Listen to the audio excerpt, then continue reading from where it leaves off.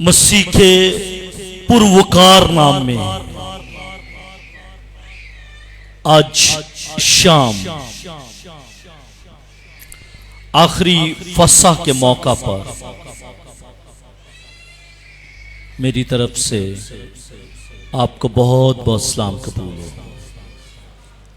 आपको बहुत बहुत सलाम कबूल हो। आमीन, हालेलुया, हालेलुया।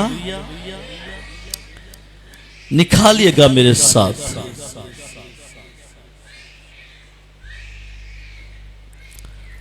मत्ती की मार्फत लिखा गया अंजीली बयान। मत्ती की मार्फत लिखा गया अंजीली बयान और उसका 26वां बाब और उसकी 26वीं आयत। अच्छा है कि हम शुरू से पढ़ लें। 17वीं आयत से लेकर 29वीं आयत तक मत्ती की मार्फत लिखा गया अंजीली बयान, उसका 26वां बाब और उसकी 17वीं आयत। मेरा इक्तबास आज की मुनादी जो है वो 26वीं आयत से 29वीं आयत तक होगी, लेकिन मैं चाहता हूं कि आपको मालूम पड़ जाए कि खुदा का कलाम क्या फरमाता है। आए खुदावंद की आवाज को समात फरमाइएगा। और ईद फतीर के पहले दिन शागिर्दों ने यीशु के पास आकर कहा, तू कहां चाहता है?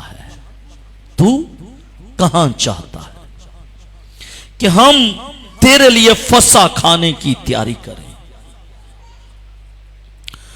उसने कहा, शहर में फलां शख्स के पास जाकर उससे कहना, उस्ताद फरमाता है कि मेरा वक्त नजदीक है, मैं अपने शागिर्दों के साथ तेरे यहां ईद फसह करूंगा। और जैसा यीशु ने शागिर्दों को हुक्म दिया था उन्होंने वैसा ही किया और फसह तैयार किया। जब शाम हुई तो वो 12 शागिर्दों के साथ खाना खाने बैठा था। और जब वो खाना खा रहे थे तो उसने कहा, मैं तुमसे सच कहता हूं कि तुम में से एक मुझे पकड़वाएगा।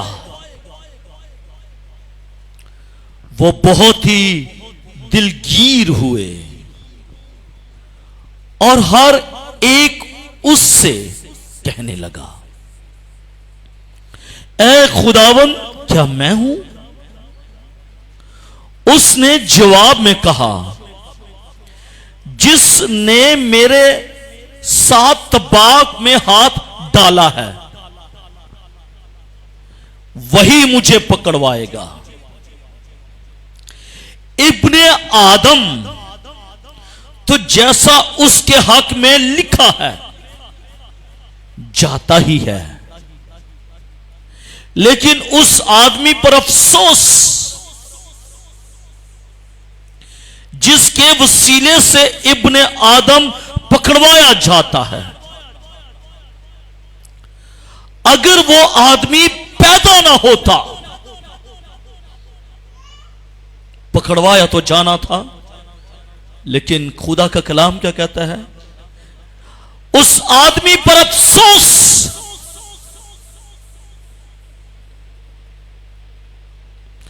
जिसके वसीले से इब्ने आदम पकड़वाया जाता है। अगर वो आदमी पैदा ही ना होता तो उसके लिए अच्छा होता। उसके पकड़वाने वाले यहूदा ने जवाब में कहा, अब देखिएगा कम्युनिकेशन, चोर और चतर भी सुनिएगा। उसके पकड़वाने वाले यहूदा ने जवाब में कहा, ए रब्बी, क्या मैं हूं? सवालिया अंदाज में, क्या मैं हूं? उसने उससे कहा, तूने खुद कह दिया, तूने खुद कह दिया। अब यहां से अगला इक्तबास शुरू होता है, जिसकी आज मैं मुनादी करूंगा। 26वीं आयत, ये 25वीं आयत तक था। जब वो खा रहे थे तो यीशु ने रोटी ली और बरकत देकर तोड़ी, रोटी ली और बरकत देकर तोड़ी और शागिर्दों को देकर कहा, लो खाओ, ये मेरा बदन है। फिर प्याला लेकर शुक्र किया और उनको देकर कहा, तुम सब इसमें से पियो, क्योंकि ये मेरा वो अहद का खून है जो बथेरों के लिए गुनाहों की माफी के वास्ते बहाया जाता है। मैं तुमसे कहता हूं कि अंगूर का ये शीरा फिर कभी ना पीऊंगा, उस दिन तक कि तुम्हारे साथ अपने बाप की बादशाही में नया ना पीऊं। खुदा के पाक कलाम का पढ़ा, सुना और समझा जाना हमारे लिए वैसे बरकत हो। सब कहेगा आमीन। मेरे अज़ीज़ों, आज हमने जिस इक्तबास को पढ़ा है वो खजूरों के अतवार के बाद का वाकया है। ये ईदे फतीर के पहले दिन शागिर्दों ने यीशु के पास आकर कहा कि तू कहां चाहता है कि हम तेरे लिए होली कम्युनियन को वो तैयार करें, क्योंकि उस वक्त कॉन्सेप्ट ये था कि पास ओवर था, क्योंकि यीशु मसीह जूश थे और उन्होंने ईदे फसा की तैयारी में उन्होंने फसा को तैयार करना था। इसलिए शागिर्दों ने सवाल किया कि वेयर यू वांट, तू कहां चाहता है कि हम तेरे लिए फसा को तैयार करें। तो यीशु मसीह ने बड़ी खूबसूरती के साथ जवाब दिया कि फलां शहर में उस शख्स के घर में उससे कहना कि हमने मसीह के लिए, हमने उस्ताद के लिए फसा को तैयार करना है। अब हम यह देखेंगे कि इशायर बानी जिसका हुक्म यीशु मसीह ने दिया है, इस इशायर बानी जो 26वीं आयत से लेकर 29वीं आयत तक इस इक्तबास के अंदर हमें इशायर बानी नजर आती है। आज शाम हम देखेंगे कि इशायर बानी के बेनिफिट्स क्या हैं, वो जिंदगियां जो इशायर बानी में शामिल होती हैं, उनको क्या फायदे मिलते हैं, और जो इशायर बानी में शामिल नहीं होते क्या उनको वो बेनिफिट्स मिल सकते हैं या नहीं मिल सकते। ये क्लर्जी कॉलर उस वक्त लगाया जाता है जब हमारी ऑर्डिनेशन होती है, जब हमें उडेंड किया जाता है। बहनोशीन ध्यान से सुनिएगा, छोड़ दीजिएगा इसको। जब हमें उडेंड किया जाता है उस वक्त ये क्लर्जी कॉलर लगाया जाता है। इस क्लर्जी कॉलर के फायदे क्या हैं, और जिनका ऑर्डिनेशन नहीं होता तो क्या उनको ये फायदे मिल सकते हैं जो हमें मिलते हैं? नहीं, उनको मिल सकते।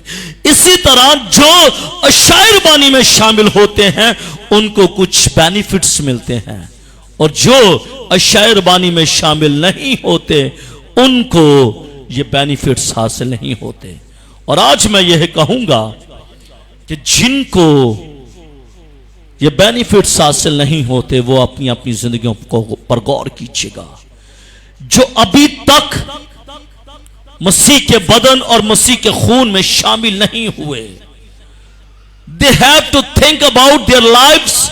उनको अपनी जिंदगियों पर गौर करने की जरूरत है कि हम अगर इस शायरबानी में शामिल नहीं हो रहे तो हमें कौन सा नुकसान हो रहा है, और अगर भाई या कुछ बहनें इस शायरबानी में शामिल हो रहे हैं तो उनको कौन से बेनिफिट्स हैं, उनको कौन से बेनिफिट्स हैं।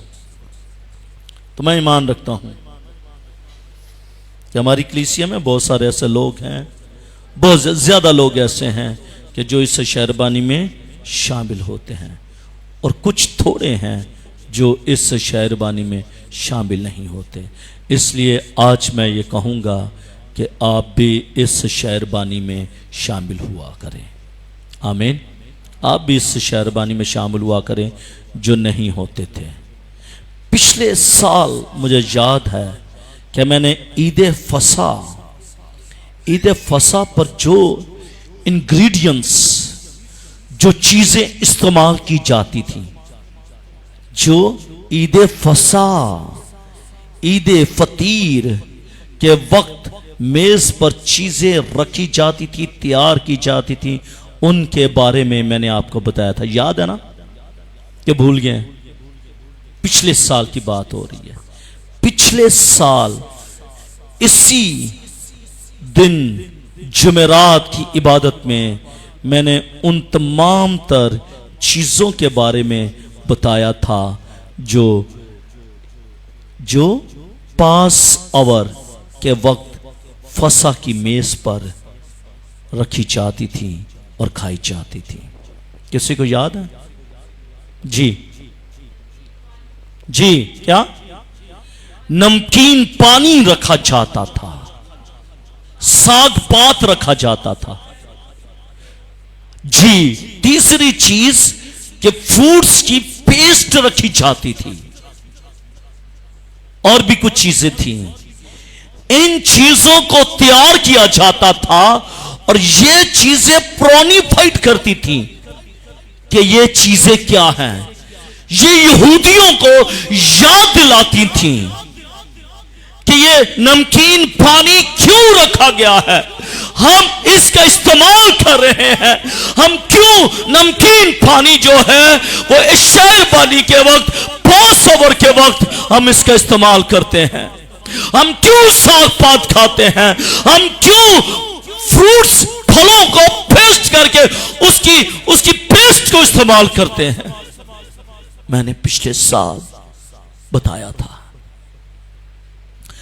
आज इस साल मैं आपको बताऊंगा कि अगर आप ये मसीह का बदन और इसके खून में शामिल होते हैं तो बेनिफिट्स क्या है, तो बेनिफिट्स क्या हैं। आमीन।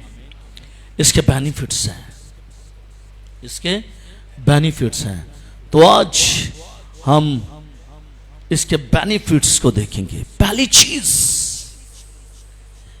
चीज जब हम इस रोटी में से खाते और इस प्याले में से पीते हैं, छोड़ दीजिएगा, बैठ जाएंगे खुद ही। जब हम इस बदन में से खाते हैं, इस गोश्त में से खाते और इस खून में से पीते हैं, तो बेनिफिट, पहला फायदा हमें मिलता है। वो क्या मिलता है? पहला फायदा यह है कि हम मसीह की मौत में शरीक हो जाते हैं। हम मसीह की मौत में शरीक हो जाते हैं। इससे पहले कि जो जिंदगियां इस शायरबानी में शामिल नहीं होते, वो मसीह की मौत में शामिल नहीं होते। जब हम इस शायरबानी में शामिल हो जाते हैं तो हम उसकी मौत में शामिल हो जाते हैं। हम उसकी मौत में शामिल हो जाते हैं। अहले ईमान की बात करने लगा हूं। अहले ईमान मसीह की मौत को याद करते हैं कि मसीह मेरे लिए मुआ सलीब पर। जब वो इस रोटी और इस शीरे में से पीते हैं तो वो मसीह की मौत को याद करते हैं, वो मसीह की मौत में शामिल हो जाते हैं। भाई, जब हमने इसको ले लिया अपने अंदर तो हम मसीह की मौत में शामिल हो जाते हैं। और जब तक ये हमारे अंदर नहीं आएगी, ये मसीह का बदन और मसीह का खून हमारे अंदर जब तक नहीं आएगा, हम मसीह की मौत में शामिल नहीं हो सकते। रोमियो का खत निकालिएगा, रोमियो का खत उसका 6वां बाब, रोमियो का खत और उसका 6वां बाब निकालिएगा।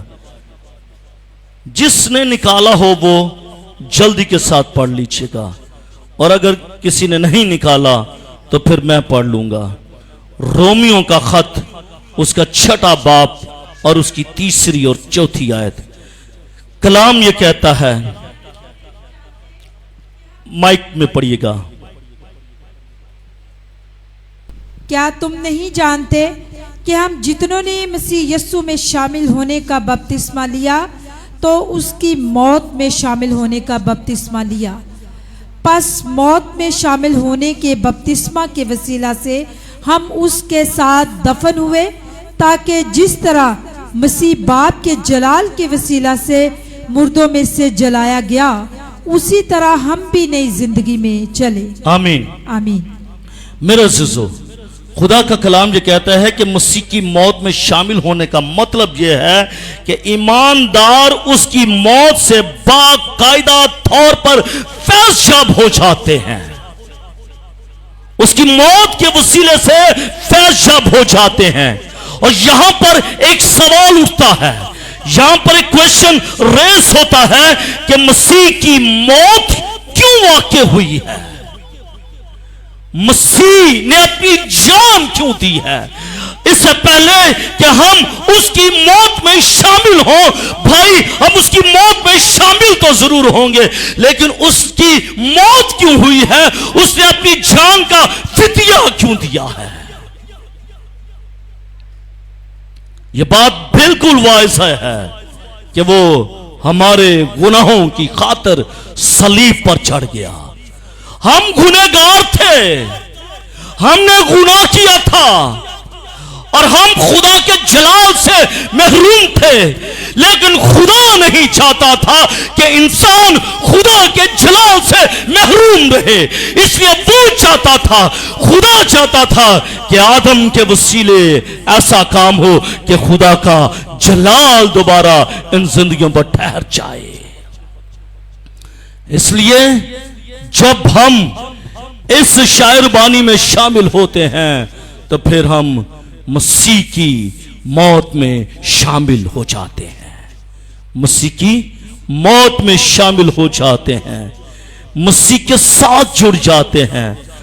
और रोमियो उसका 5वां बाब और उसकी 18वीं आयत, ईमानदार मसीह की मौत में दाखिल होने के बाद गुनाहों के एतबार से मर जाता है और मरकर फिर मौत में अवलन रासपास भी ठहरता है। इसी के वसीले से, इस शायरबानी के वसीले से, इसको रोटी मत समझिएगा, इसको अंगूरों का शीरा मत समझिएगा।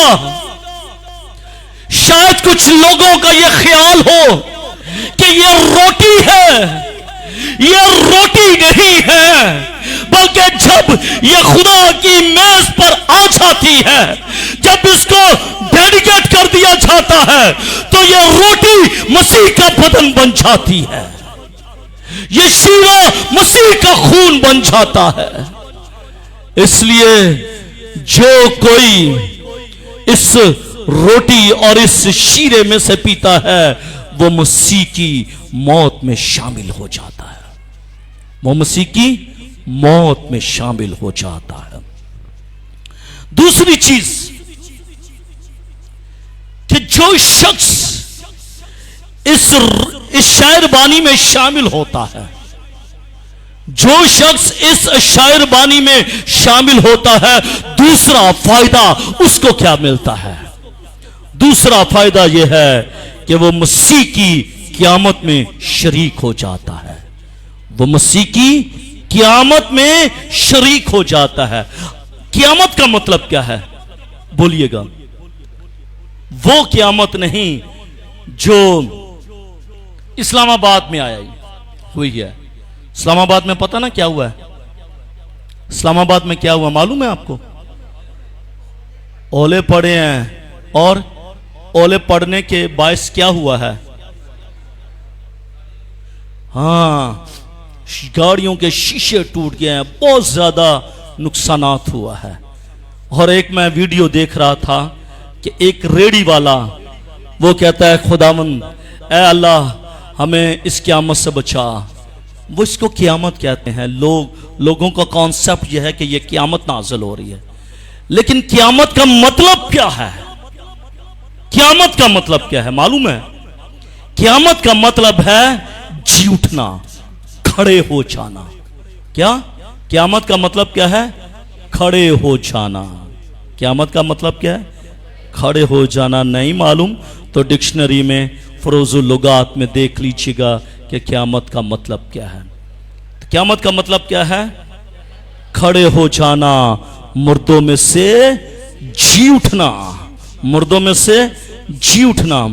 मेरे अज़ीज़ों, दूसरा बड़ा फायदा, हम ईमानदार मसीह की क़यामत और उसके मुर्दों में से जी उठने के एतबार से हमें यह फायदा हासिल होता है कि जब हम इसमें शामिल हो जाते हैं तो यकीनन जब हम मेज पर आते हैं तो हम इस बात का इजहार करते हैं कि खुदाया तेरा बेटा मेरे लिए सूली चढ़ गया था, तेरा बेटा मेरे लिए कफारा बन गया था, तेरा बेटा उसने मेरी खातिर अपनी जान का फिदिया दे दिया था। और अगर उसने दिया है और वो मर गया और तीसरे रोज मुर्दों में से जी उठा, तो आसमानी खुदा मैं ईमान रखता हूं कि अगर वो मुर्दों में से जी उठा है, उसकी क़यामत होगी, वो खड़ा हो गया, तो मैं भी मुर्दों में से जी उठूंगा। आमीन। जो कोई इस शायरबानी में शामिल हो जाता है, जो इस शायरबानी में शामिल हो जाता है, वो मसीह की क़यामत में शामिल हो जाता है। वो मसीह की क़यामत में शामिल हो जाता है। अगर मसीह मुर्दों में से जी उठा है तो मैं और आप भी मुर्दों में से जी उठेंगे। मैं और आप भी मुर्दों में से जी उठेंगे। निकालिएगा पलूस रसूल की मार्फत थस्सलुनीकियों की कलीसिया के नाम पहला खत निकाल लीजिएगा, आपको मालूम पड़ जाएगा कि खुदा का कलाम क्या फरमाता है कि क्या वाकई मुर्दे जी उठेंगे, कि क्या ये अबहाम है, कि क्या ये फेरी टेल है? हकीकत क्या है? हकीकत पर मबनी बातें क्या है? देखिएगा पहला थस्सलुनीकियों उसका 4 बाब और उसकी 16वीं आयत में लिखा है, हम जो जिंदा हैं और खुदावंद के आने, ऊपर चले जाइएगा हम, अच्छा है, चुनाचा हम तुमसे खुदावंद के कलाम के मुताबिक कहते हैं 15वीं आयत कि हम जो जिंदा हैं, हम जो जिंदा हैं और खुदावंद के आने तक बाकी रहेंगे, सोए हुओं से हरगिज आगे ना बढ़ेंगे। जो मर गए हैं, जो सो गए हैं, हम उनसे आगे नहीं बढ़ सकते। आगे देखिएगा क्या कहता है। वो कहता है, खुदा का कलाम कहता है, क्योंकि खुदावंद खुद आसमान से ललकार और मुकर्रब फरिश्ते की आवाज से खुदा के नरसिंगे के साथ उतर आएगा। कहां से उतरेगा? आसमान पर से उतर आएगा। क्या वो कलाम ये कहता है कि क्या वो कब्र में से निकलेगा? नहीं, मसीह कब्र में से नहीं निकलेगा, क्योंकि मसीह कब्र में से तीसरे दिन वो जी उठा है। अब उसकी कब्र खाली है, और अगर कब्र खाली है तो मसीह आसमान पर है, क्योंकि कलाम ये कहता है कि वो आसमान पर से उतर आएगा, वो आसमान पर से उतर आएगा और मुकर्रब फरिश्ते की आवाज से खुदा के नरसिंगे के साथ उतर आएगा। और पहले तो वो, ध्यान से इस बात को, तो पहले तो वो जो मसीह में मुए, जो मसीह में मुए, पहले तो वो जो मसीह में मुए। कौन? जो, इसका मतलब है मौतें भी दो तरह की होती हैं। अमवात कितनी किस्म की हैं? दो तरह की, दो इंसानों की है। अमवात जो है ना, अमवात वो तीन तरह की है। अमवात कितनी है? अमवात कितनी है? रूहानी है। क्या है? बोलिएगा, मौतें कितनी है? अमवात कितनी है? पहली मौत रूहानी मौत किस पर आई? आदम पर आई। दूसरी मौत जिस्मानी मौत आदम पर कब आई? 950 सालों के बाद आई। तीसरी मौत अबदी मौत। ये तीन मौत हैं जो इंसानों पर आनी है। लेकिन यहां पर मैं अमवात की बात नहीं कर रहा हूं, मैं अमवात की बात नहीं कर रहा, जिस्मानी मौत की बात कर रहा हूं। और जिस्मानी मौत में जो सब पॉइंट्स हैं मैं उनकी बात कर रहा हूं कि जिस्मानी मौत जो है वो होगी, और वो दो तरह के इंसानों पर होगी। एक वो जो ईमानदार है और एक वो जो गैर ईमानदार है। एक वो जो मसीह में मुएंगे, एक वो जो मसीह में नहीं मुएंगे। अब देखना यह है कि कौन मसीह में मुता है या कौन मसीह में नहीं मुता, ये तो देखना है। कलाम ये कहता है कि वो जो मसीह में मुए, किस किस को यकीन है कि हमारे पेरेंट्स जो हैं वो मसीह में मुए हैं? आपके पेरेंट्स किस में मुए हैं? मसीह में मुए हैं या फिर किसी और शख्स में मुए हैं? मसीह में मुए हैं। इसका मतलब है जो मसीह में मुएगा वो जी उठेगा, जो मसीह में मुएगा वो जी उठेगा, क्योंकि मसीह मुर्दों में से जी उठा है। अगर वो मसीह जो मुर्दों में से जी उठा है तो हम भी जो मसीह में मुएंगे हम भी जी उठेंगे।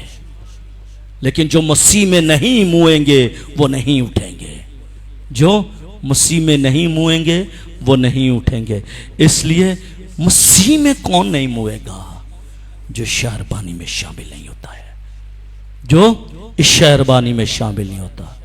हम इसको रोटी, आटे की रोटियां मत समझिए हैं, ये कमांडमेंट है, ये ऑर्डर है। इसको आटे की गूंदे हुई रोटियां मत समझिएगा, इसको शीरा मत समझिएगा, बल्कि ये पाक सैक्रामेंट है। और ये पाक सैक्रामेंट मसीह ने दिया है, और जो कोई इसमें शामिल होगा वो मसीह में उठेगा, वो जी उठेगा। और फिर कहता है कलाम, ये कहता है फिर हम जो जिंदा बाकी होंगे उनके साथ हवा में उड़कर इस्तकबाल करेंगे। ठीक है, एक तरफ वो जो मर जाएंगे, वो जो सो जाएंगे, लेकिन वो जो मसीह में सोएंगे, क्योंकि वो जब वो आते हैं तो वो इकरार करते हैं कि यीशु तू मेरा खुदा है, यीशु तूने मेरे लिए मौत को सहा है। जब वो रोटी खाते ना, इस शीरे में से पीते हैं, तो वो अपने दिल में इकरार करते हैं कि मसीह ये जो रोटी है, ये जो खून है, ये इस नए ऐद का निशान है कि तू मेरे लिए मुआ है। इकरार करते हैं। फिर वो मसीह में अगर सो भी जाएं तो वो फिर मसीह में उठेंगे। तो कौन कौन है जो इस रोटी और इस शीरे में से खाता और पीता है? गट बहुत सारे ऐसे लोग हैं, आई नो दैट पर्सनालिटीज, मुझे मालूम है उनका भी, जो इस रोटी में से और इस शीरे में से नहीं पीते। खुदाबंद उनको फजल दे कि वो इसकी बेनिफिशियरी को समझ जाएं, इसके फायदे को समझ जाएं। कि इसका फायदा क्या है। इसका फायदा यह है मेरे अजीजों कि अगर मसीह की क़यामत में वो शरीक हो जाते हैं, अगर मसीह मुर्दों में से जी उठा है, तो अगर हम इसमें से खाएंगे, इसमें से पिएंगे, तो हम भी मुर्दों में से जी उठेंगे। तो आप नहीं चाहते कि आप मुर्दों में से जी उठें? आप चाहते हैं कि आप मुर्दों में से जी उठें, आपको नई जिंदगी मिले? आप चाहते हैं ना? तो अगर आप चाहते हैं कि आपको एक नई जिंदगी मिल जाए, तो फिर you have to enter this holy communion. आपको इस होली कम्युनियन में शामिल होने की ज़रूरत है। आमीन। आपको इस होली कम्युनियन में शामिल होंगे। अगर आप इस होली कम्युनियन में शामिल होंगे, अगर आप मर भी जाएंगे, तो फिर भी आप जिंदा किए जाएंगे। आमीन। है ना फायदा? है फायदा कि नहीं फायदा? है फायदा। घर में कितनी रोटियां खाते हैं? 2-2 3-3 रोटियां खा लेते हैं, ऐसा ही है ना? तो यहां पर तो सिर्फ एक बाइट लेनी है और इस शीरे में से थोड़ा सा शीरा लेना है, लेकर सिर्फ इकरार करना है कि यीशु मसीह ही खुदावंदों का खुदा है, यीशु मसीह ही बादशाहों का बादशाह है, यीशु मसीह ही इलाहों का इलाह है, जिसने मेरी खातिर सलीब का दुख सह लिया है। इकरार करना है। आप इकरार करें, इकरार अभी करना है, अगले ही लम्हे आपके लिए आसमान की बादशाही के दरवाजे खोल जाएंगे। ऐसे ही टाइम नहीं लगेगा, नो टाइम नहीं लगा है, ऐसे एट द मीन टाइम उसी सना में आपके लिए आसमान के दरवाजे खुल जाएंगे। आमीन। मालूम है ना? मालूम है ना? खुलते हैं, मालूम है ना? खुलते हैं। इससे बताएं कि अभी खाना नहीं शुरू हुआ, खुल जाते हैं। लेकिन कब? जब हम इसमें शरीक होते हैं, जब इसमें शरीक होते हैं। दूसरा फायदा क्या था? उसकी क़यामत में शरीक होते हैं हम, कि अगर वो जी उठा है तो हम भी जी उठेंगे। आमीन। तीसरी बात जो बड़ी ही अहम है, वो ये है कि रूहानी परवरिश और नशोनुमा होती है। जब हम इसको खाते हैं, जब हम इसमें से पीते हैं, तो हमारी रूहानी परवरिश और हमारी रूहानी नशोनुमा होती है, यानी कि हमारी स्पिरिचुअली नरिशमेंट होती है, हमारी स्पिरिचुअली नरिशमेंट होती है, हमारी स्पिरिचुअली नरिशमेंट होती है। मेरे दोस्तों, इशारबानी में शरीक होने का मतलब कि जिस तरह हम रोटी खाते हैं, जिस तरह हम रोटी खाते हैं, रोटी क्यों खाते हैं? रोटी क्यों खाते हैं? जिस्मानी कुव्वत के लिए, जिस्मानी ताकत के लिए हम रोटी खाते हैं, ताकि हम जिस्मानी तौर पर मजबूत हो जाएं, हम जिस्मानी तौर पर मजबूत हो जाएं, इसलिए हम रोटी खाते हैं। तो जब हम ये रोटी खाते हैं, तो फिर हम जिस्मानी तौर पर नहीं बल्कि रूहानी तौर पर हम मजबूत हो जाते हैं। हम रूहानी तौर पर मजबूत हो जाते हैं, और जब हम रूहानी तौर पर मजबूत हो जाते हैं, तो इसमें हमें हमेशा की जिंदगी मिल जाती है। रूहानी लोगों को हमेशा की जिंदगी के वारिस ठहरते हैं, लेकिन जिस्मानी जो हैं वो आसमान की बादशाह के वारिस ना होंगे, उनको हमेशा की जिंदगी नहीं मिलेगी, उनको हमेशा की जिंदगी नहीं मिलेगी। हमेशा की जिंदगी रूहानी लोगों को ही मिलती है। आमीन। जब हम इसमें से खाते हैं, जब हम इसमें से खाते हैं, तो फिर हम रूहानी तौर पर स्पिरिचुअली जो सी है वो हमारी नरिशमेंट होती है। देखिएगा खुदा का कलाम क्या फरमाता है। यूहन्ना की इंजील उसका 6 बाब और उसकी 53वीं आयत, 6 बाब और उसकी 53वीं आयत में खुदा का कलाम ये लिखता है, खुदा का कलाम ये फरमाता है, यीशु ने उनसे कहा, मैं तुमसे सच सच कहता हूं कि जब तक तुम इब्ने आदम का गोश्त ना खाओ और उसका खून ना पियो, मसीह खुद कह रहा है कि जब तक तुम इब्ने आदम का गोश्त ना खाओ और मेरा खून ना पियो, हमेशा की जिंदगी उसकी है जो खाता है, और मैं उसे आखिरी दिन फिर जिंदा करूंगा। आमीन। कलाम ये कहता है कि जो कोई मेरा गोश्त खाता है और मेरा खून पीता है, उसमें क्या है? हमेशा की जिंदगी है। उसमें हमेशा की जिंदगी है, इटर्नल लाइफ है, ना खत्म होने वाली जिंदगी है। ये जिंदगी खत्म हो जाएगी, 70 साल, 80 बरस, 90 साल तक चला जाएंगे हम, लेकिन शायद फिर 90 साल के बाद मुझे जरूर मरना पड़े, क्योंकि मेरी तबाही कुव्वत कम हो जाएगी। लेकिन कलाम ये कहता है कि यीशु मसीह ये कहता है कि जो कोई मेरा गोश्त खाता है, मेरा खून पीता है, वो हमेशा की जिंदगी का वारिस ठहरेगा। वो हमेशा की जिंदगी का वारिस ठहरेगा। अब देखिएगा कि आप में से कौन कौन हमेशा की जिंदगी का वारिस नहीं ठहरता। मैंने पहले बताया है ये रोटी है, ये रोटी है ये रोटी है, ये शीरा। लेकिन जब मसीह की मेज पर आ जाता है, डेडिकेट हो जाता है, डेडिकेट हो जाता है। क्या होता है? डेडिकेट हो जाता है। तो इसका मतलब है कि इसको खाने के लिए और इसको पीने के लिए उसकी मेज पर भी आना जरूरी है। उसकी मेज पर भी आना जरूरी है। ये नहीं कि चलो जी ठीक है हम खा लेंगे, पर सब घर ले आना।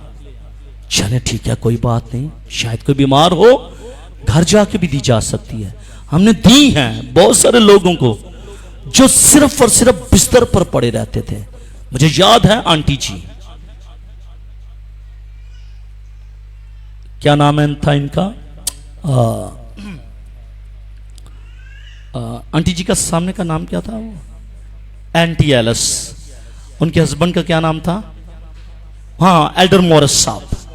एल्डर मोरिस साहब की अहलिया को हम घर जाकर इशारबानी देते थे। हम दाऊद मलक के वालिद साहब को घर जाकर इशारबानी देते थे। क्यों? क्योंकि दैट पीपल्स नॉट वॉक, वो लोग चल फिर नहीं सकते थे, इसलिए हम पर यह वाजिब था कि हम उनको जा कर दें, क्योंकि वो मसीह की मेज के पास नहीं आ सकते थे। इसलिए अगर कोई ठीक है तो उसके लिए जरूरी है कि वो मसीह की मेज पर आए, मसीह की मेज में से खाए और उसके गोश्त में से खाए और उसके खून में से पिए, क्योंकि जो कोई उसके गोश्त में से और उसके खून में से पिएगा हमेशा की जिंदगी का वारिस ठहरेगा, हमेशा की जिंदगी का वारिस ठहरेगा। अगर चाचू जेम्स साहब हैं, अच्छे खासे हैं, अच्छे खासे हैं, घर में से निकलकर सामने भी बैठते हैं, बाहर गली में भी जाते हैं, अच्छे खासे हैं। ये कहते भाई साहब मुझे घर आके दें, मैं तो दे दूंगा, लेकिन क्या ये बात जो कलाम मुकद्दस में रकम है, इन पर इतलाक होगी इसकी? नहीं, इन पर इतलाक नहीं होगी। इसलिए जो कोई इस मेज में से खाएगा, इस गोश्त में से खाएगा, इस खून में से पिएगा, हमेशा की जिंदगी का वारिस ठहरेगा। आमीन। हमेशा की जिंदगी ऐसे नहीं मिलती है। We have to do something. हमें कुछ करना पड़ता है, हमें कुछ करना पड़ता है, हमें मेहनत करनी पड़ती है, मुशक्कतें करनी पड़ती है, हमें अपनी औलाद को अपलिफ्ट करने के लिए एजुकेट करने के लिए हमें बहुत कुछ करना पड़ता है, मेहनत करनी पड़ती है। मेहनत करने के बाद उसका रिजल्ट हमें मिलता है कि हमारे बच्चे कामयाब हो जाते हैं। इसी तरह जो कोई इस गोश्त में से खाएगा और इस खून में से पिएगा, कलाम ये कहता है कि वो हमेशा की जिंदगी उसमें होगी और वो फिर कभी ना मरेगा। यानी कि इस मौत के बाद भी एक मौत है, इस मौत के बाद भी एक मौत है। फिर उस मौत का शिकार नहीं होगा जो इसमें से खाएगा, इसमें से पिएगा। आमीन। जिंदा रहना चाहते हैं, जिंदा रहना चाहते हैं हमेशा के लिए, इस मौत के बाद भी जिंदा रहना चाहते हैं, तो इस मौत के बाद भी अगर आप जिंदा रहना चाहते हैं, then you have to come, आप जरूर आए, इसमें से खाएं और इसमें से पिएं, ताकि आप हमेशा की जिंदगी के वारिस ठहरें। आमीन। चौथी बात जल्दी के साथ, जब हम इसमें से खाते हैं, जब हम इसमें से पीते हैं, तो कलाम ये क्या कहता है? ईमानदारों की युगानगत होती है, ईमानदारों की फेलोशिप होती है। जो बात मैं पहले कर रहा था चाचू के ताल्लुक से, इनको घर जाकर तो मैं दे आऊंगा, लेकिन इनकी ईमानदार लोगों के साथ रफाकत नहीं होगी। इसलिए अगर कोई ठीक है तो they have to come in the church, उसको चर्च में आना है, उसकी मेज पर आना है।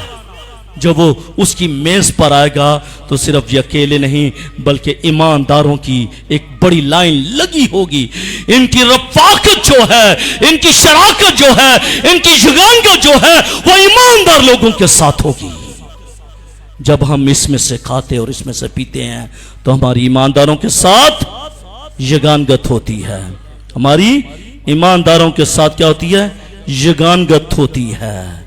जब मसीह मिलकर शायरबानी में शरीक होते हैं, जब मसीही लोग, जब ईमानदार लोग इस शायरबानी में शामिल होते हैं, तो इससे वो एक दूसरे के साथ युगानगत का इजहार भी करते हैं कि मैं खुदा का बेटा हूं, मैं खुदा की बेटी हूं।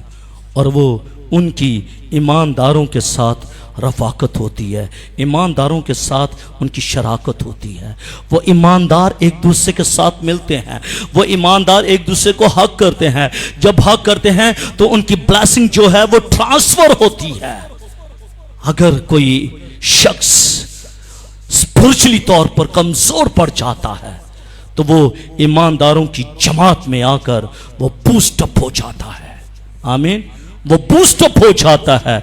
लेकिन अगर वो ईमानदारों की जमात में नहीं आएगा, तो फिर जिस तरह एक कोला जो है उसको इलादा कर दिया जाता है गर्म कोलों से, तो वो आस्ता आस्ता आस्ता आस्ता वो ठंडा पड़ जाता है, और एक वक्त ऐसा आता है कि वो मर जाता है, वो दहकता नहीं है।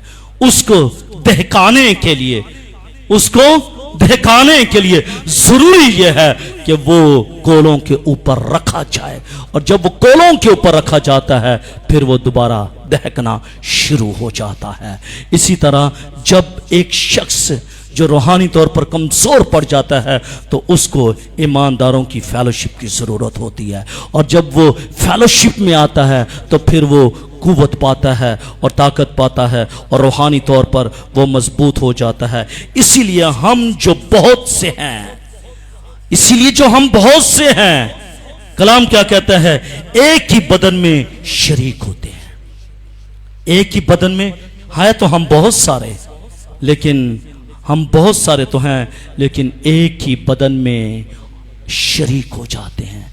जब हम एक ही बदन में शरीक हो जाते हैं, तो फिर हमारी कुव्वत और हमारी ताकत जो है स्पिरिचुअली तौर पर हम सेम हो जाते हैं।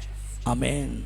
इसलिए चौथी बात ये थी कि इसके खाने के वसीले से, इसमें शामिल होने के वसीले से ईमानदारों की युगानगत होती है, ईमानदारों की फेलोशिप होती है, और ईमानदारों की फेलोशिप के लिए यह जरूरी है कि वो इस शायरबानी में वो शामिल हो। पांचवी और आखिरी बात, मोहब्बत की तोसी होती है। पांचवी और आखिरी बात, मोहब्बत की तोसी होती है, यानी कि मोहब्बत की मजबूती होती है, मोहब्बत की पुख्तगी होती है, मोहब्बत की तकदीस हो जाती है, मोहब्बत की तकदीस हो जाती है। पांचवा फायदा यह है कि हमारी मोहब्बत की क्या हो जाती है? मजबूती हो जाती है, पुख्तगी हो जाती है, तस्दीक हो जाती है। इस मोहब्बत का जो इजहार है वो तीन बातों में दिखाई देता है।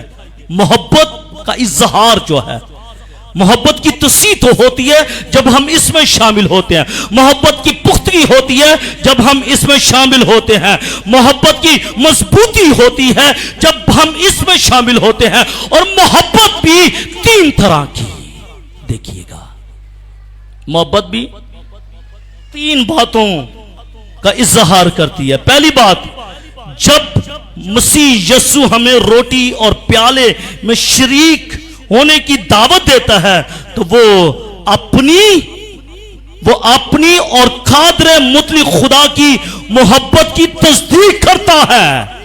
यस्सु मसीह जो है वो खुदा की और अपनी मोहब्बत की तस्दीक करता है कि देख मेरी बेटी, देख मेरे बेटे, मैंने तेरे लिए फिदिया दिया है। ये शायर बानी जो पढ़ी है ना, ये कादर मुतलक की मोहब्बत को जाहिर करती है, ये यीशु मसीह की मोहब्बत को जाहिर करती है। तो क्या हमें उसकी मोहब्बत में शामिल नहीं होना चाहिए? हमें उसकी मोहब्बत में शामिल होने की जरूरत है। पहली बात, 3 बातें हैं कि खुदा बाप और बेटे की मोहब्बत में हम शामिल हो जाते हैं। दूसरी बात, शायर बानी में शराकत के वसीले से ईमानदार जो है मसीह के साथ अपनी मोहब्बत का भी इजहार करते हैं। यह तो हो गया खुदा की मोहब्बत और मसीह की मोहब्बत, यह तो ठीक है।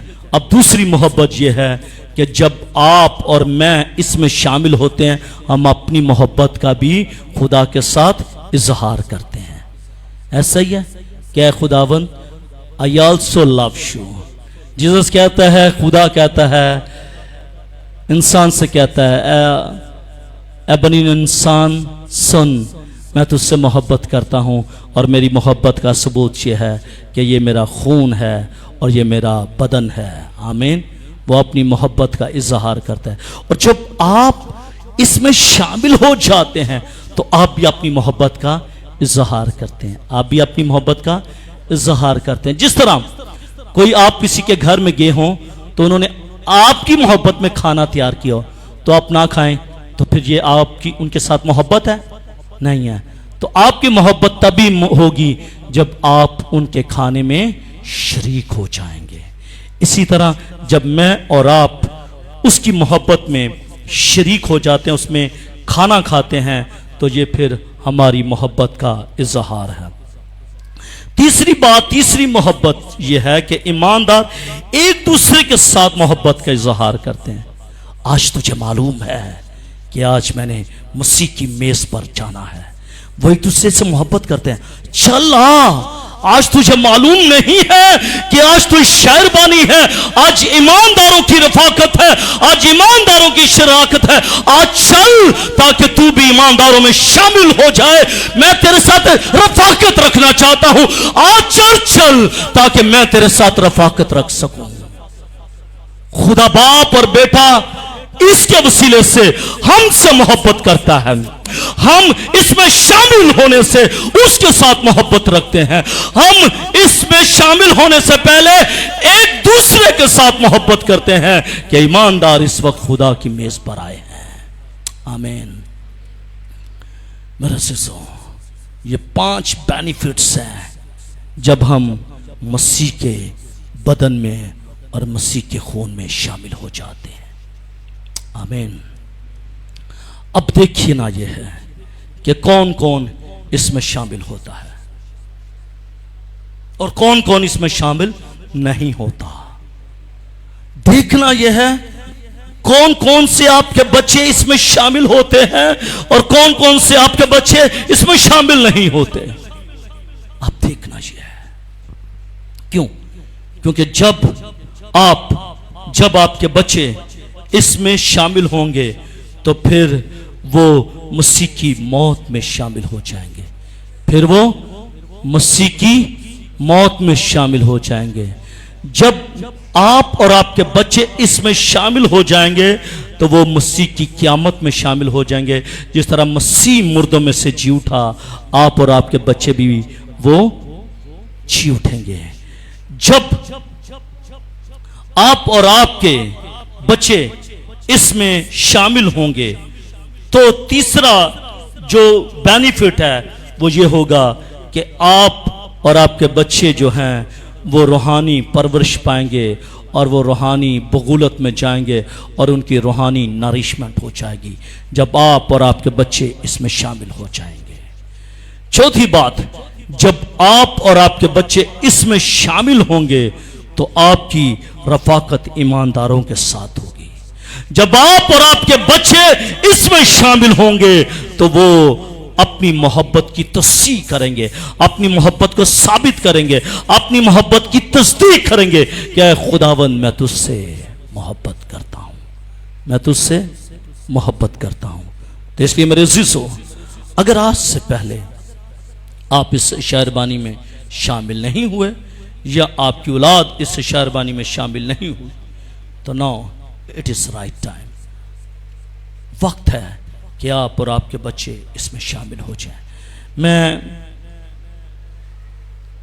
खुदाबंद अपने खुदा का शुक्र अदा करता हूं कि आज इस्तिकामत के मौका पर हमारे पास 2 बेटे हैं जिन्होंने आज पहले दिन इस शायरबानी में शामिल होना है।